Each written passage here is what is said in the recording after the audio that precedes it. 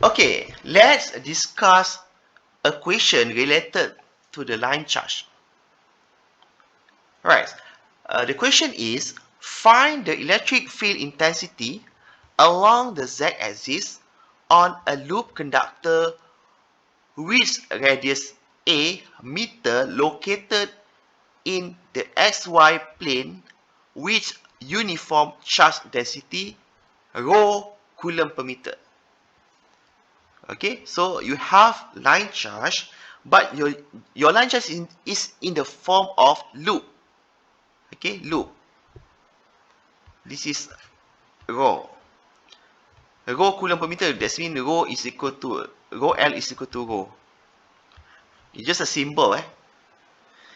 And then we want to find what is the electric field intensity along the z-axis. So that means any point here along the z-axis. It can be here, here, and so on along the z-axis. So how to solve these problems? This is a step for solutions. First, you have to understand the problems. Next, you have to write the main equations in differential form.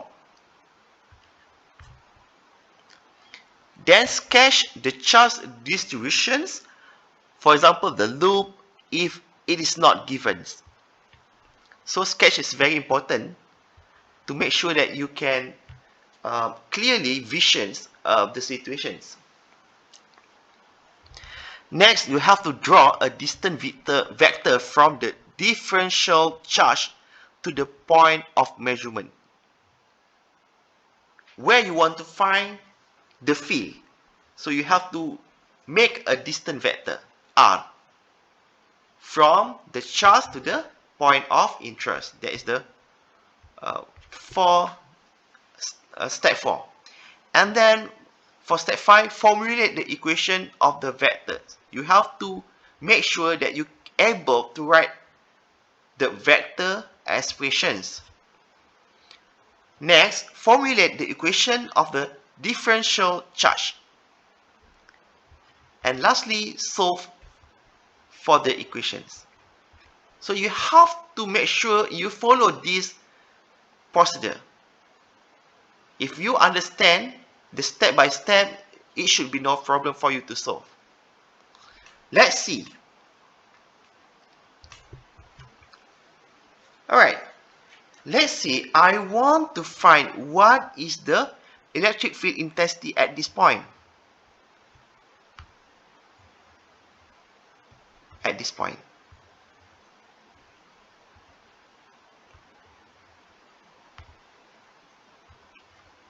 Okay, at this point. So, what I'm going to do first, I have to take a sample charge anywhere on the loop. Okay, for example, in this figure, I take a sample charge here. A small sample charge at this part. So here we have the DL. And then we connect, okay, from our sample to the point of interest by using a vector R. Right, like this. And then just write the related equation. This is a line charge, so we have to use the DE. What is the meaning of DE? DE is basically the small E field contributed by the small sample of the charge systems. So we have DE equal to rho L dl divided by 4 pi epsilon naught R square.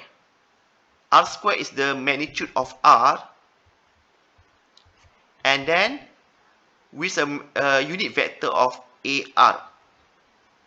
So that's why you have to go back to chapter 1. So you have to understand what is the magnitude, what is the vector, and what is a unit vector. So here, the rho L ds is basically the dq. Okay, this is a line charge. Right. So you already write down the related equations. Next, how to write the distance vector r here. Okay, go back to chapter 1. If I have r here, this is an area, or this is the direction of r. So the r is should be, okay, when we draw a triangle, it should be these directions plus these directions. Okay, let's say our loop is placed on xy axis. That means, so the center is at origins 0, 0, 0, 0, and then it going up to maybe z, 0, 0, z. So that means it's z lah. Z in the direction of z. So this one, okay, going out means this is the direction of your r. But here you see that the vector is going in. When the vector going in, that means it become negative r.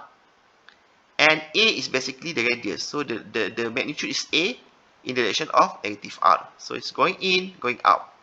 So you can transform into these expressions. Vector r is equal to negative a unit vector r plus z unit vector z. This is very important, how to write the r. Next, okay, like I mentioned to you that we need to analyze a sample. You see a sample here. When we take a small sample on the loop, so this is, you have to understand how to analyze the sample. So we enlarge into this form. Okay, we can see that our loop is depend on phi, which is we can write as a d phi. The d phi, and then here is dl. The dl is depend on d phi, and then it's also depend on the radius a.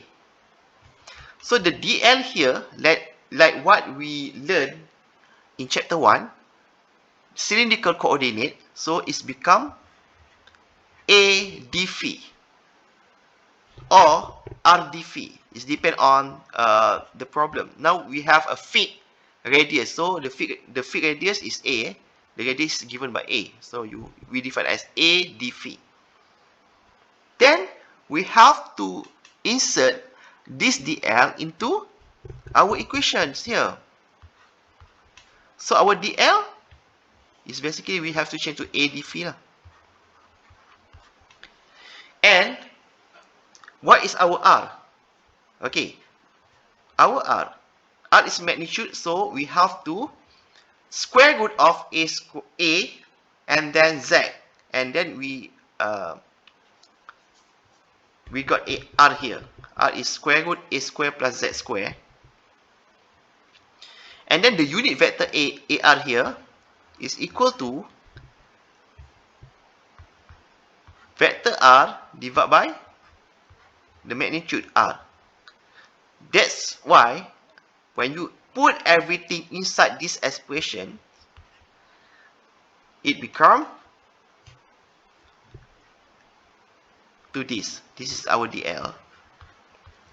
And here we have ar. This is our r square. So when you simplify this expression, you will obtain, okay, rho l a d phi divided by 4 pi epsilon naught a square plus z square. This one become 3/2, and this is the vector r. Why? Because we have, this is r, and then this is r square, right? So you have to combine, because this is the same thing. So it becomes a square plus z square 3/2, because this is 2 plus half, so 3/2. And what is the limit of dl? Because we have the full circular, so that's mean your d phi is varies from 0 degree to 2 pi or 360. So that's why your limit of L is from 0 to 2 pi. Okay. Next. Because here we have two different vector, which is we have a R component. Okay. This is R component, and then we have Z component. That's why here we can separate, okay, into two components, which is R and Z. Okay. Next, we have to apply the symmetrical charge behavior. Okay, our E is equal to ER plus EZ because we have both ER component and EZ component. Where ER equal to third DER and EZ equal to it's not third, it's integration of DEZ. This is integration of DER, integration of DEZ. So you have to understand what is the meaning of integration here. That means all the R component will be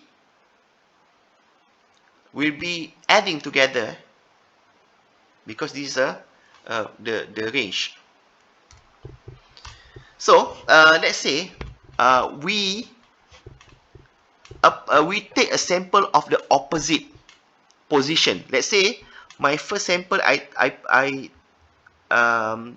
take here, and then at the opposite sample here I draw the triangle shape here to represent this vector and this vector that contribute to the E. Right, we have I can rename as DE1, and then this is DE2. Please remember that the E, the total is basically the summation of E field contributed by each individual charge, which is we have so many charges here on the line. So it's contribution of each charge. Right. When we take this sample, what we can see that we have the R component going to the origins and this part also. And we can see here that because the charge distribution is the same, we have uniform charge distribution. So our assumption is that the magnitude of DER here and the DER here is the same but opposite directions. That means the R component can be cancelled out for each direction. If I take another sample here and then I take another sample opposite, it will cancel out. So what left is only the component Z, because the component Z is adding together here. So our expression we can simplify because the R component becomes 0. So E is only contributed by EZ. So our solution becomes simpler. This part will be 0. So this is our simple expressions. So you have to solve these integrations of d phi from 0 to 2 pi. It's very simple because we have no phi component inside. Right, we have no phi component, so we just add phi and just integrate from 0 to 2 pi. Then the solution is this. Okay, we can simplify into rho L A Z divided by 2 epsilon naught A square plus Z square the power of 3 over 2 in the direction of Z. It only have Z's component and the unit is volt per meter.